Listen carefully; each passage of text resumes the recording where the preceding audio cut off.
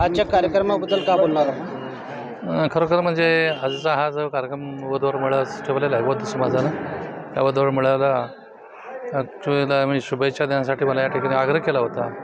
आणि या ठिकाणी मी शुभेच्छा दिल्या. या ठिकाणी एक चांगला उपक्रम समाजाने या ठिकाणी राबवलेला आहे. आज खरोखर अशी परिस्थिती आहे की समाजाच्या मुली खूप शिकलेल्या असतात, मुलंही शिकलेल्या असतात, पण त्या योग्य वधूवर मिळत नाही आणि छेडछाड होते त्यांची.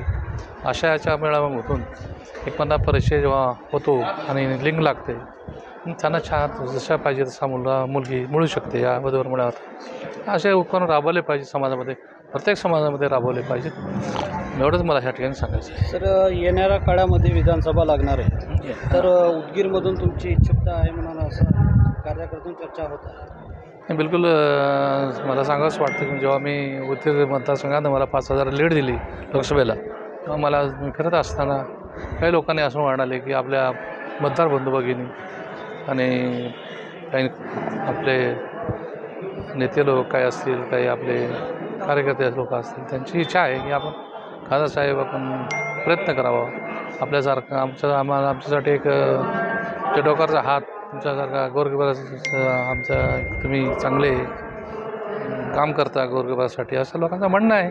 बघूया लोक म्हणण्यामुळं आपला विचार करतोय त्याच्यावरती. सर, सध्या तर उदगीरचे आमदार माननीय मंत्री संजय बनसोडे हे महायुतीकडून त्यांचं तिकीट निश्चित आहे म्हणते. त्याबद्दल तुम्ही कोणत्या अनेक दुसऱ्या पक्षातून लढणार का, कसं लढणार? नक्की एक वेळेला तुम्हाला याचे उत्तर देईन मी, 7-8 दिवसानंतर याचे उत्तर देईन नक्की. ओके सर, धन्यवाद. धन्यवाद.